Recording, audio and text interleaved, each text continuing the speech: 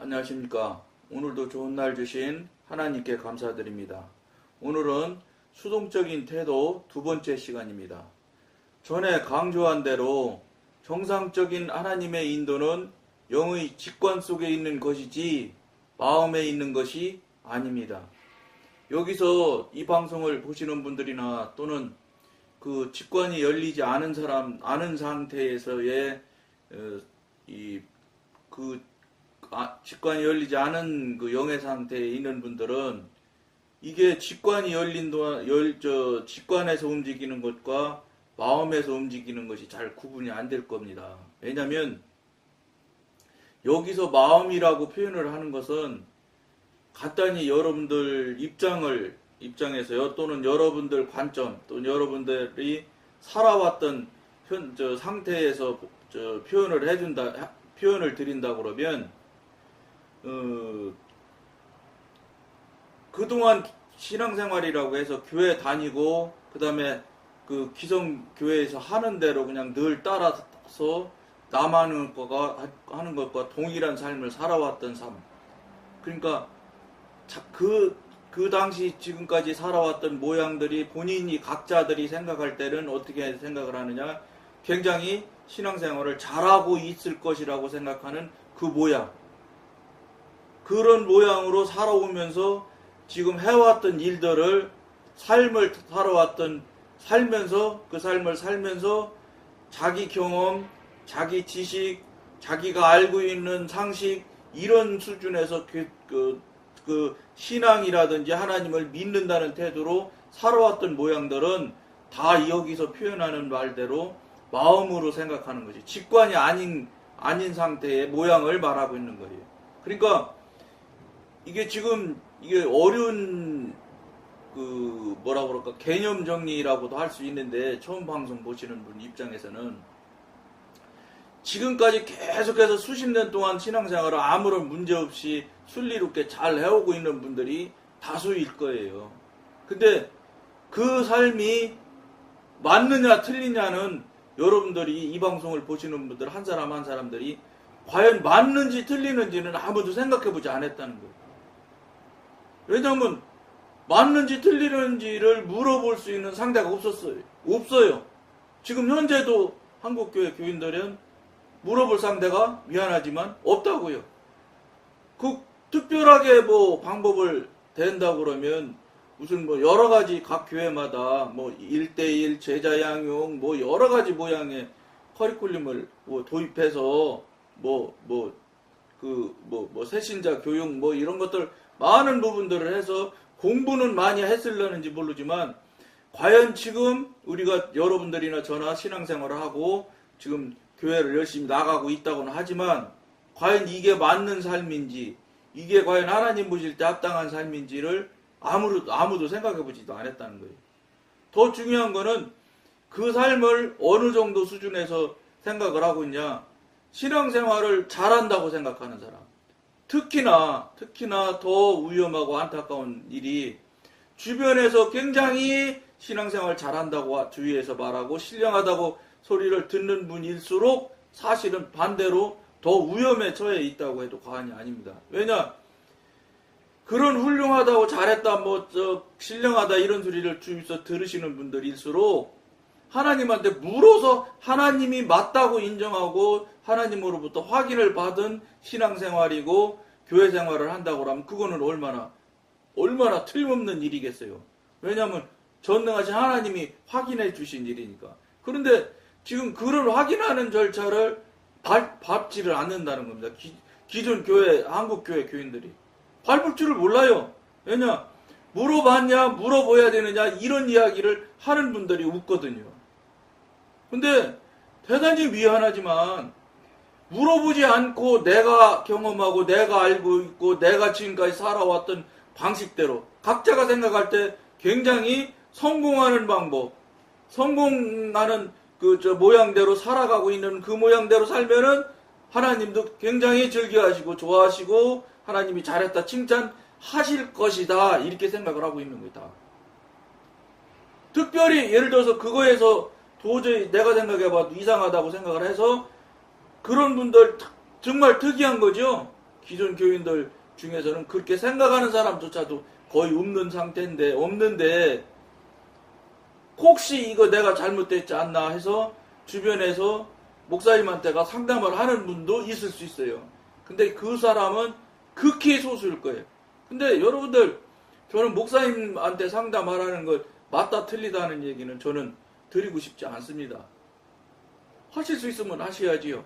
그런데 목사님한테 상담하실 것 같으면 하나님한테 상담하면 하셔야 되지 않느냐, 이 얘기입니다. 하나님을 왜 놔두고 사람인 목사님한테 가서 상담하려고 합니까? 물론 목사님들이 신약도 하시고 영적으로 관계가 확 열려서 성령님과 교통교제가 뚱뚱하신 목사님 같으면은야 얼마나 분명하게 상담도 해주시고 성령님의 말씀, 성령님의 뜻을 전달해 주시고 성령님의 책망도 말해 주실 수 있는 그런 목사님, 그런 영적인 영의 사람 목사님이, 하나님과 교통하는 목사님이 계시다면 그건 너무나 당연한 방법이라고 생각합니다. 그분한테 상담을 하면 그런 분일수록 상담하게 되면 당신이 아는 지식을 전하지 않습니다. 기도하고 성령님께서 말씀하심을 전해주시는 분들일 것이라고 봅니다. 왜냐하면 우리 사람은 신학을 했거나 박사를 3개 가졌거나 한 개 정도가 아니라 하나님의 일하고 계시는 뜻이나 하나님의 계획이나 하나님의 우리를 향하신 사랑의 방법이나 이런 것들을 알 수가 없어요.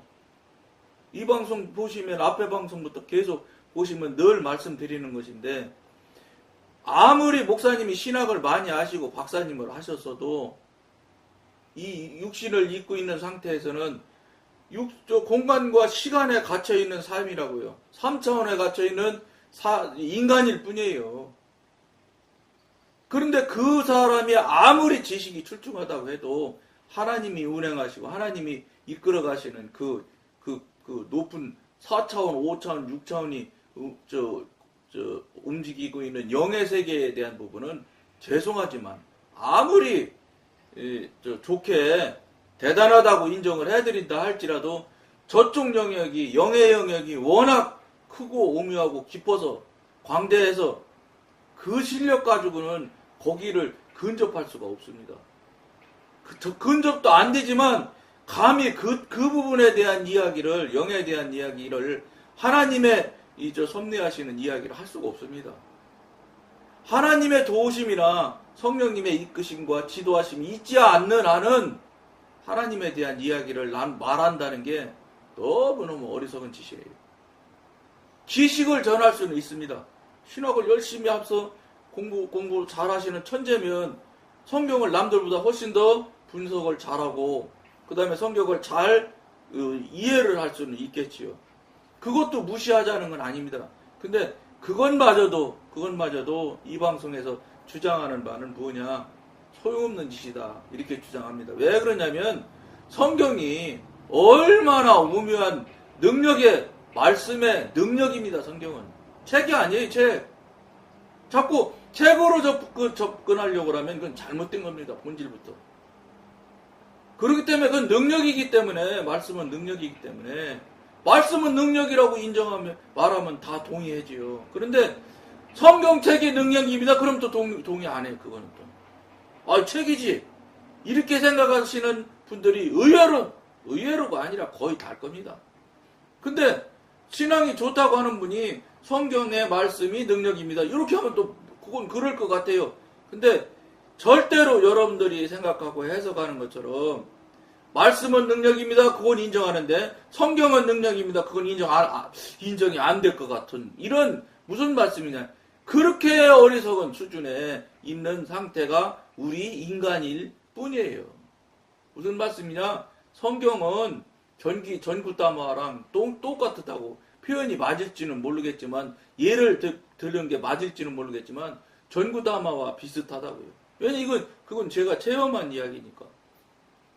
그래서 성경을 읽고 그 성경에 대한 내용을 해석을 하고 하려면 반드시 전기라는 전기가 들어와야 불이 켜지는 것처럼 성령님의 지도인도와 성령님께서 함께 하심이 있는 상태에서 성경이 읽혀져야 되고 성경을 알게 돼야 되는 거예요.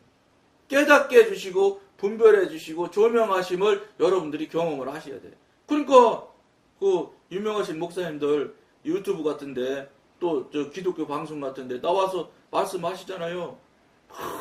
은혜 받아서 성경책을 읽을 때는 막 새우가 막 톡톡 튀는 것처럼 톡톡톡 튄다잖아요. 막 꿀송이 갖고 달아 죽겠다. 꿀송이 갖고 달아 죽겠다는 거는 저는 조금 조심해야 될 것 같은 생각이 들어요. 왜냐면 이제 지식의 이 영역이 어느 정도 되신 분들, 그럼 공부 많이 하시고 천재적인 머리를 가진 분들, 이런 분들이 성경을 읽으면 성경을 해석이 잘 되는 경우가 있을 거예요. 물론 해석이 틀리다 맞다 그런 얘기 저는 드리고 싶지 않아요. 무슨 말을 드리고 싶으냐면 해석하고 그걸 분석하고 할 수 있는 것을 내가 하는 수준에서는 아무리 기계 묘묘한 해석을 하고 기기 묘묘한 관점에서 보이는 것을 말을 한다 손 쳐도 대단히 죄송하지만 성령님께서 해석해 주시고 하나님의 도우심으로 하나님 성령님의 은혜로 이 전기가 들어와서 불이 켜지는 것처럼 그분이 깨닫게 해주고 그분이 알게 해주는 성경의 해석과 알려주시는 그것이 아닌 것은 저는 죄송하지만 그냥 공부 잘하는 아주 천재적인 학생이 책을 잘 깨닫고 아는 정도 수준이지 않겠는가. 무슨 말씀이냐? 하나님이 알려주시는 영적인 수준에서 해석이나 영적인 수준에서 분별은 없다. 단언해서 죄송한데 없다고 저는 보는 사람입니다. 무슨 말씀이냐?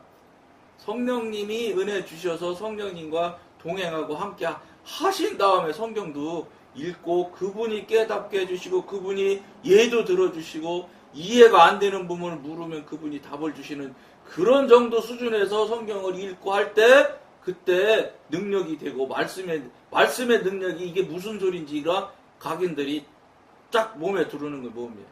무슨 말씀이냐? 우리 저 연배쯤 되면 중학교 때부터 영어 배웠어요. 제가 나이가 63입니다.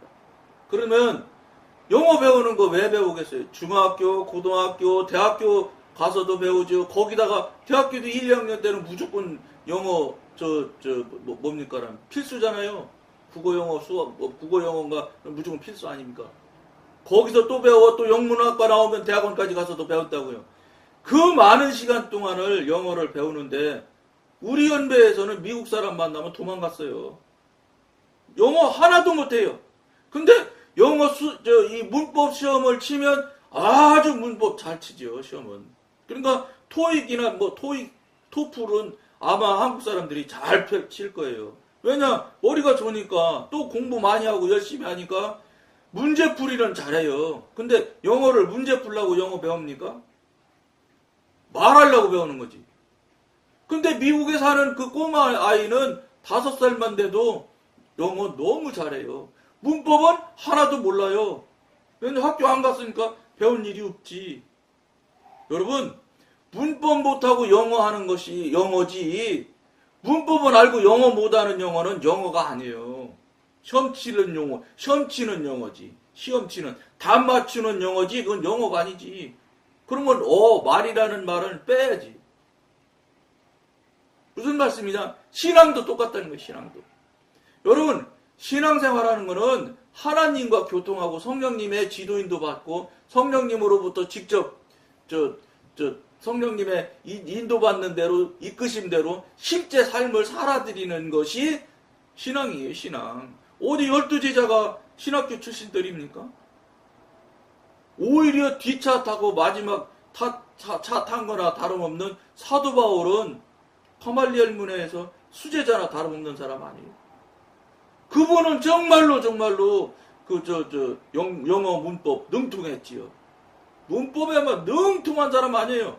가말리엘의 문화라는데 가말리엘이 어떤 목사님 말씀 들어보면 그 당대에 두 개 문화가 있는데 그 중에 하나라고 하니까 지금 한국말로 말하면 서울대는 유도 아닌 하버드 대학도 유도 아닌 정도의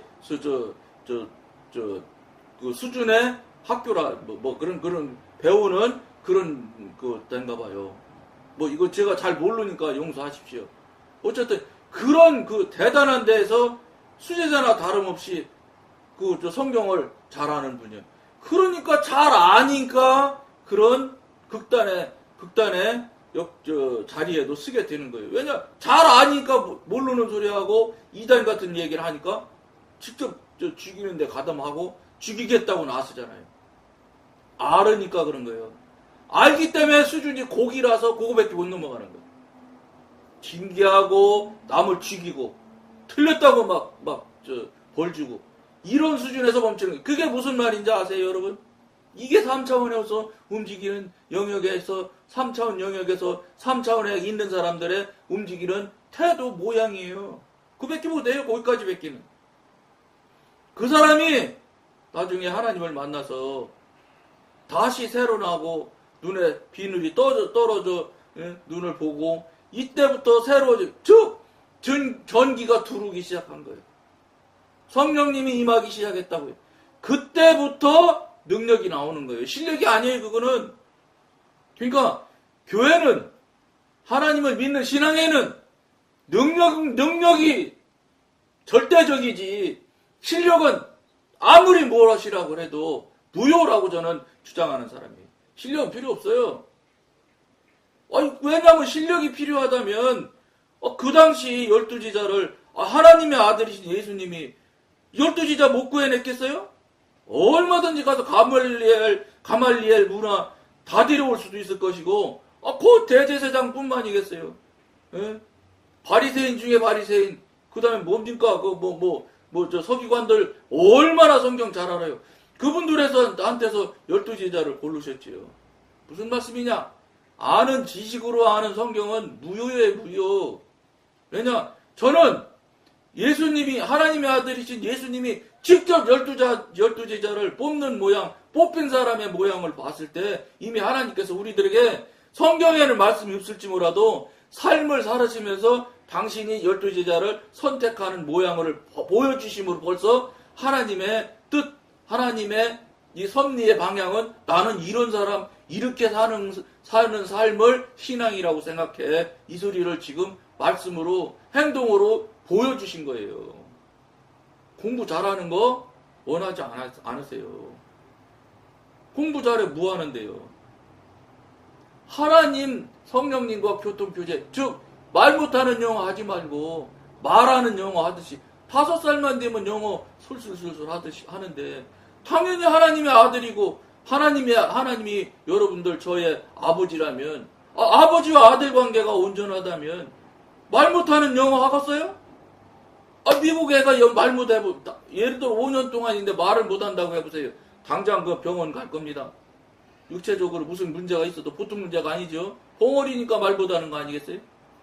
우리는 신앙생활을 5년만 해도 말 못하면 병원 갈 육신적인 잘못은 발견하고 병원 가서 확인하고 막 이렇게 할 사람들이 내 신앙이 10년이 됐는데도 하나님과 교통교제를 하나도 못해도 아무렇지도 않게 생각을 하고 신앙생활 잘하는 것처럼 한마디로 말해서 그만한 태도로 목 꼿꼿이 세우고 신앙생활 하잖아요. 나만큼 잘하는 사람이 있어. 성경 퀴즈 대회 해봐. 내가 1등이지. 성경 퀴즈 대회에서 1등 하려고 성경 공부하는 거 아니에요. 성경 문제풀이 하려고 성경 공부합니까? 하나님 말씀대로 사는 게 쉽지. 살려고 성경을 알아야지. 그러니까 공부를 하니까 능력이 없지요. 실력만 있지. 그러니까 살지를 않아. 살 수가 없어. 그러고 생각으로 말로만 누가 무슨 얘기하면 저 사람 성경 모르는구만. 틀리네. 그 무슨 말씀이냐. 그런 태도, 그런 상태, 그런 그 수준에서 교회에서 성경 열심히 읽는 분들 많아요. 쓰는 분도 있고요. 저도 물론 여러분 언젠가 말씀드린 것 같지만 갓피플에 들어가 보면 성경 쓰기가 있더라고요. 거기 가면 타자를 쳐서 성경을 쓰는 거지. 타자 치는 거지. 타자. 근데 그 그 손으로 쓰는 그 의미도 있지만 그 글로 타자 이제 자판을 쳐서 컴퓨터 자판을 쳐서 그 성경을 쳐보니까 그것도 또한 아주 은혜되는 일이 많습니다.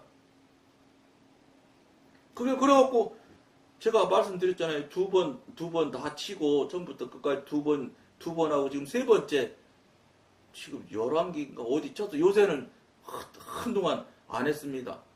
그 쳐보니까 그런 데도 있어요. 그러니까 그렇게 많이 쓰고 읽고 100번 읽은 사람, 100도간 사람, 뭐 책으로 뭐 몇 번 쓴 사람 이런 사람들이 그런 실력의 수준에 있는 상태에서 그걸 자꾸 쓰고 읽고 하다 보면 당연히 많이 알게 되죠, 성경.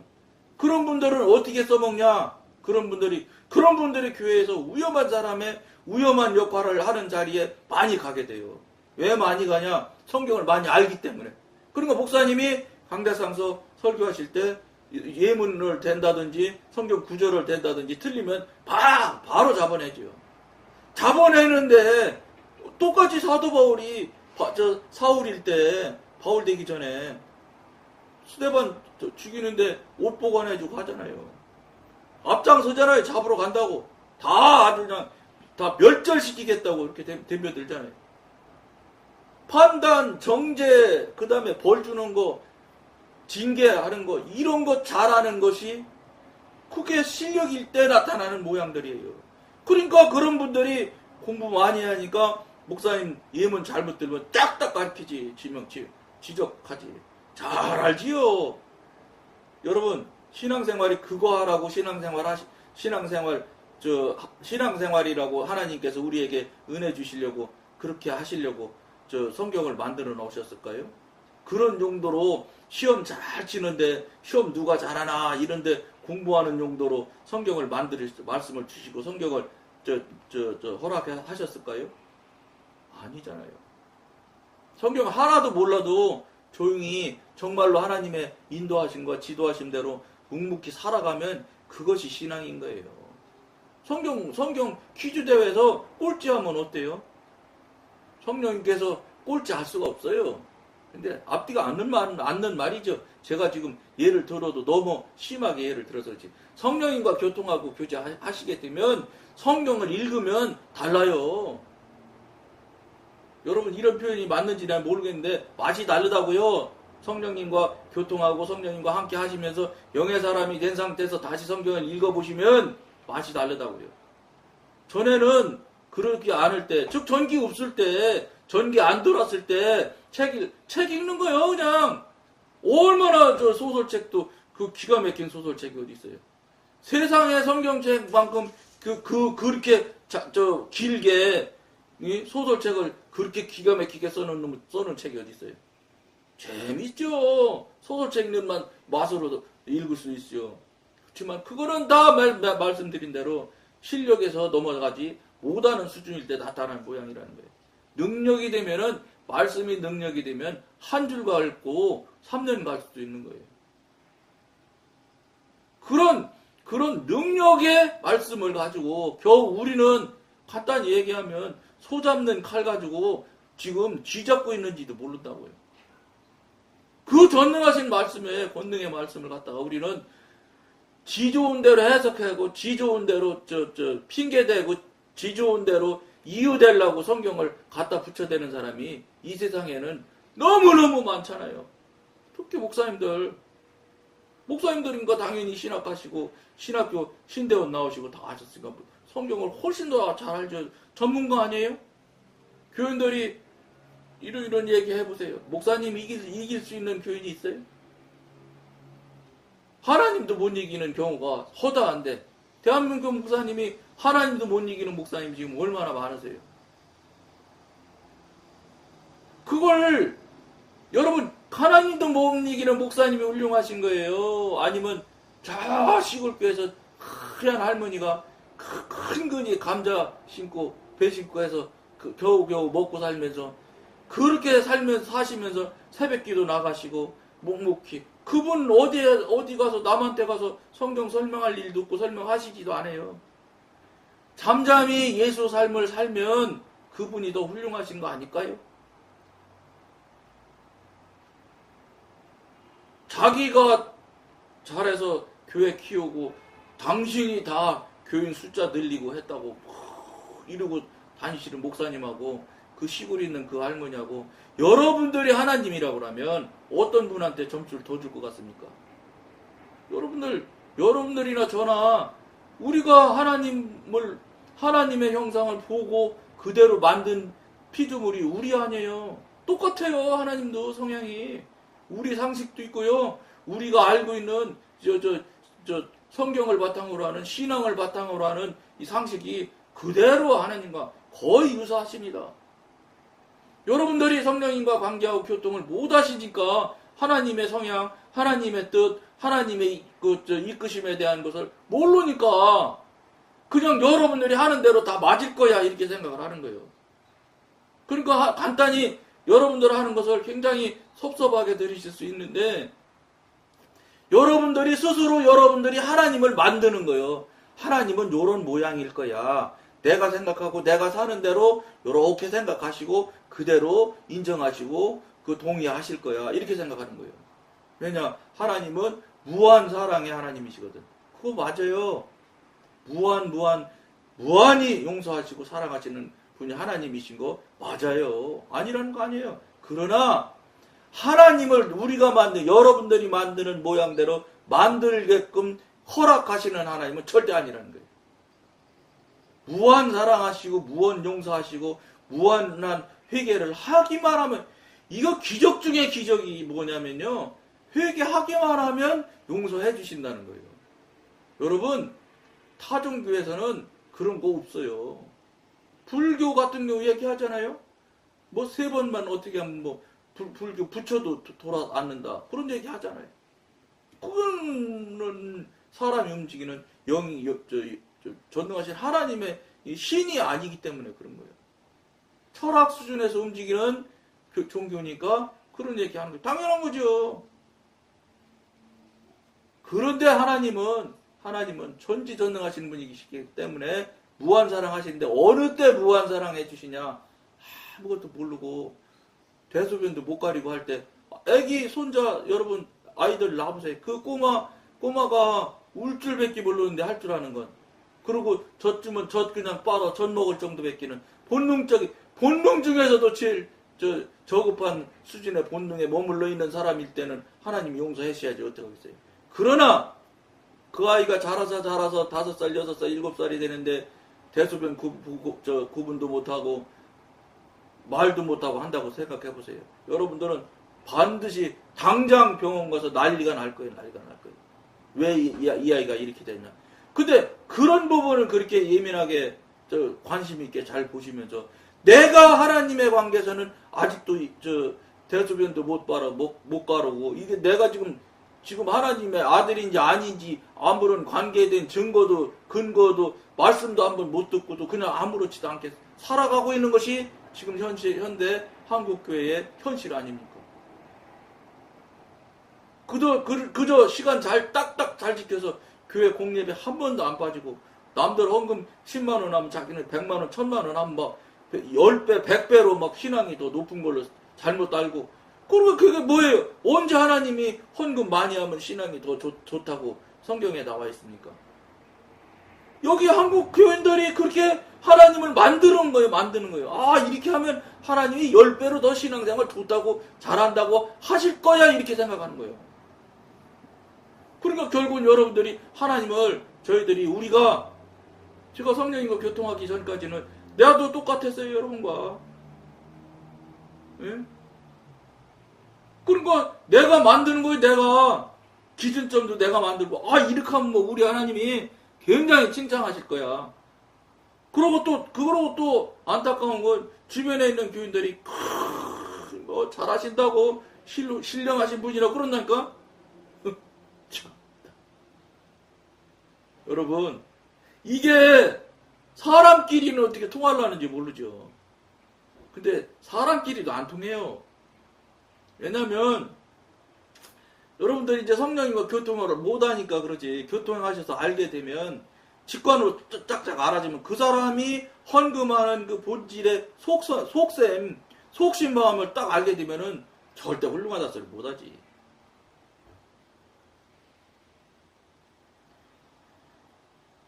이 방송 들으시면 알만한 분은 다 아실 거란 말이에요. 심각한 문제라 이 말이지.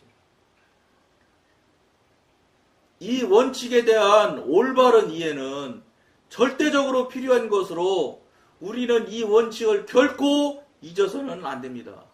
성도는 자신의 직관 속의 계시를 따라야 하며 머릿속의 생각을 따라서는 안 됩니다.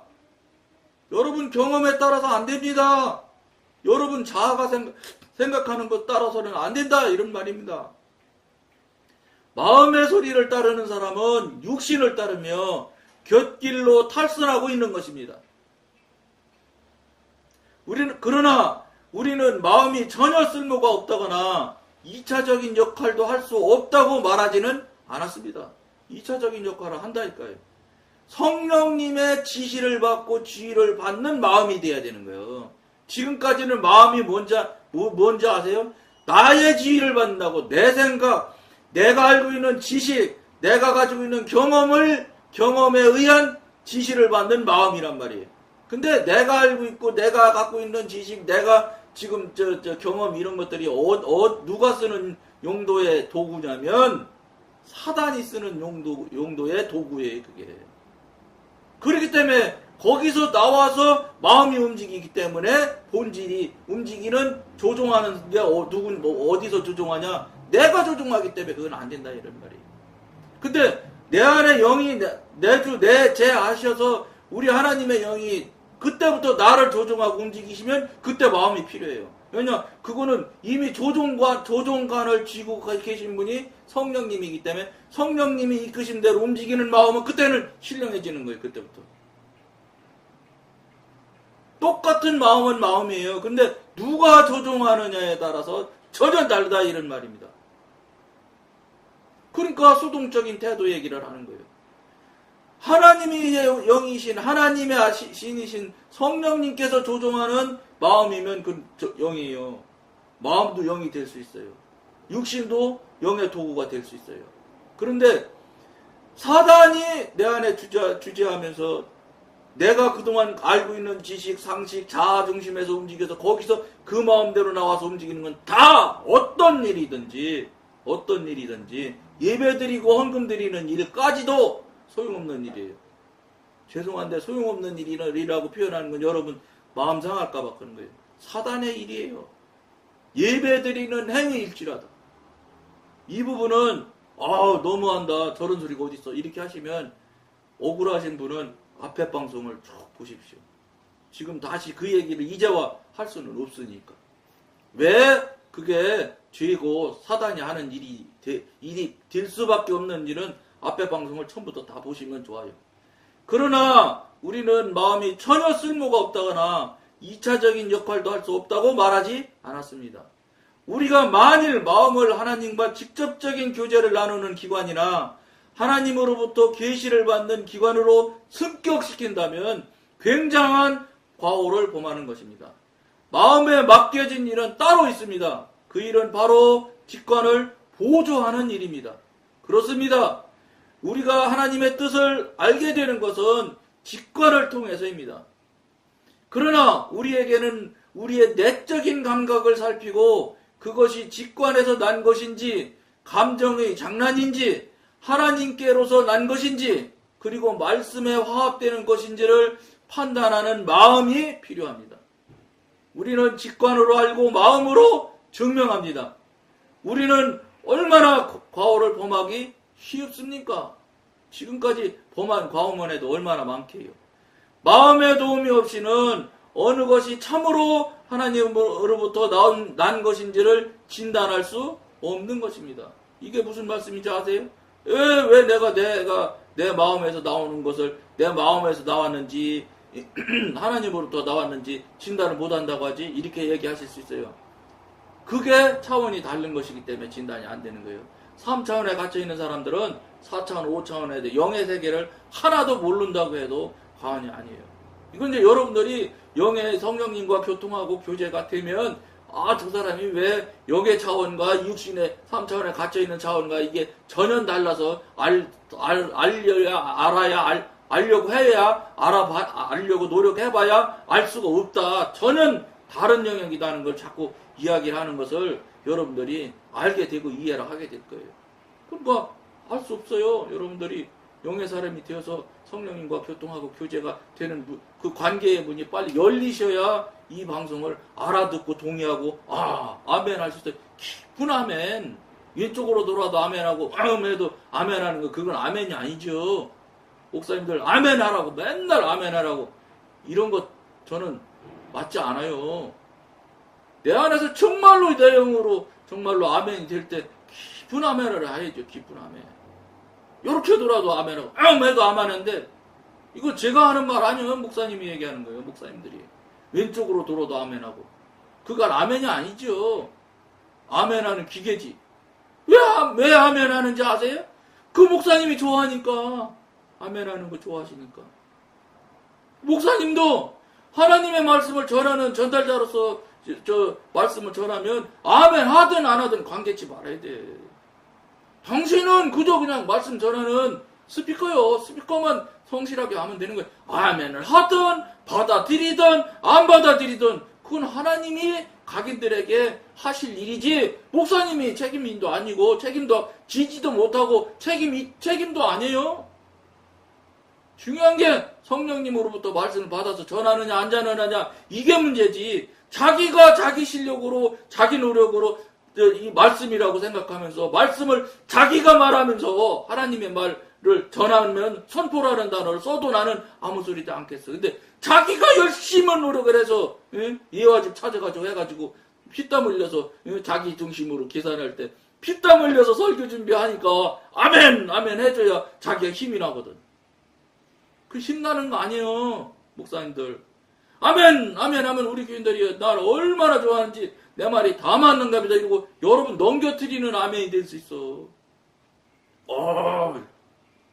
내가 딱 그냥 강대상 올라가기만 하면 벌써 왼발 뛰면 아멘, 오른발 뛰면 아멘 하면 막 우리 교인들이 나를 이렇게 신령한 사람으로 보납니다. 여러분을 착각하게 만든다고 목사님들. 교인들 아멘에 속지 마세요. 하나님이 인정해 주셔야지. 모든 것은 거기서 결판이 나는 거예요. 하나님이 어떻게 생각하느냐 모든 것이 결판이 나는 것이지 교인들이 무슨 막 그냥 막 바리바리 명절 때마다 그냥 막 설물 갖다 바치는 거요. 죄송하지만 어디 성경에 목사님한테 그 바치라고 써 있어요. 그리고 다른 마음으로 갖다 주는 물건이기 때문에 그거는 뇌물이지. 뇌물 선물도 아니고 자기 목적을 달성하기 위해서 목사님한테 갖다 바치는 건 그 뇌물이야. 뇌물. 선물이 아니고 뇌물인지도 모르고 죄의 물건인지도 모르고 목사님들은 많이 받을수록 좋다고 흔들고 있으니 그분이 그 선물이 뭐예요? 결국은 그 목사님 넘어뜨리는 도구예요. 선물 받아먹는 거 즐겨하지 마세요. 받으실 선물 있죠? 하나님께서 받게 하시는 선물은 달라요. 갖다 주는 게. 갖다 주는 사람도 다르고 받는 목사님도 달라요. 예? 명절마다 그냥 뒷대 쌓아놓고 어떻게 할 바를 주체로 할 수 있을 만큼 받으셔가지고 감당 못하고 이거 다 죄. 관점을 잘 돌아보세요. 전 잘 몰라요. 신학에 대해서. 그러나 영적인 관점에서 한번 목사님들도 돌아보세요. 대교회 목사님도 이 방송 보실 수 있잖아요. 지나가다가. 심각하게 생각해 보셔야 돼요. 속지 마세요. 목사님 하는 것에 목사님 속으시면 안 돼요. 결국은 당신이 넘어지는 거예요. 그 사람도 넘어뜨리고 결국은 나중에는. 그 사람이 목사님에서 목사님 넘겨뜨리고 그 넘어진 목사님이 다시 그 사람 넘겨뜨리는 설교하시거든요. 다 죽는 거예요. 다. 이걸 여러분들이 명심하시기를 권해드리면서 평신도 여러분들은 목사님한테 속지 말라고요. 속지 말라는 게 아니라 목사님 말씀하시는 거를 속지 말라는 건 취소하겠습니다. 혹시 또 그걸 가지고 또 섭섭해 하실 수 있으니까 목사님 말씀하시는 거를 하나님한테 기도해서 물어보고 확인을 하시라는 거예요. 확인 절차를 밟지 않는 어떤 것이든 그것에 대해서는 여러분들이 흔들리면 안 돼요. 즉 속지 마셔야 돼. 확인된 거는 믿으세요. 그렇지만 확인 안 된 거는 하나님이 아니라는데 뭐 목사님이 암만 기라고 하면 하나님이 더 높아요? 목사님이 높아요? 낮아요가 아니라 하나님이 옳겠어요? 목사님이 옳겠어요? 하나님이 옳은 거 아니에요? 그 부분에서 한국교회 교인들은 어디서 그렇게 여러 교회 목사님들이 가리키고 죄송하지만 주의종 하는 잘못된 뭐라고 그럴까? 쇠뇌지요. 쇠뇌가 돼가지고 목사님한테 잘해야 하나님한테 잘한다. 아니에요. 지금 현대는 그렇지 않아요. 옛날에 목사님들 정말로 고생하고 힘들고 정말로 아무도 목사님 안 하려고 할 시절 그때는 목사님들 힘들고 어려우니까 잘 대드려야죠. 왜냐 밥 굶고 사람이 일원도 못 받고 살고 이럴 때야 목사님 해야지 어떻게 하겠어요. 그렇지만 지금은 죄송하지만 목사님들이 배 터져 돌아가실 만큼 많이 받아 잡수는 목사님이 얼마나 많습니까? 물론 개척교회에서 정말로 밥도 못 잡수는 목사님들이 지금도 있어요. 그런 분들 말씀하는 거 아니에요. 그냥 아방같이 지어놓고 사시고 사택이 막 수십억짜리 사택 가서 그냥 사시고 아무렇지도 않게 생각을 해요. 이게 아무렇지 않은 겁니까? 들여진 재물의 재물, 들여진 재물인 헌금 가지고 그런데도 막 써제끼고 당신 10억짜리 20억짜리 별장 같은 집에서 사시면 무슨 설교 말씀이 그냥 머릿속에 쑥쑥 들으시면 그렇다면 꼭 하나님이 말씀이 막 쭉쭉 막 들은다면 100억짜리 집이라도 사드려야지 교인들이. 근데 미안하지만 하나님의 성령님의 모양은 성령님의 이끌어 가시는 모양이나 이런 태도나 이런 것을 보면은 성령님은 그런 데에 이미 임재하시질 않아요. 영심하실 건을 보내드리면서 오늘 좀 길어졌는데 양해해 주시고 어쨌든 여기까지만 오늘 하겠습니다. 감사합니다.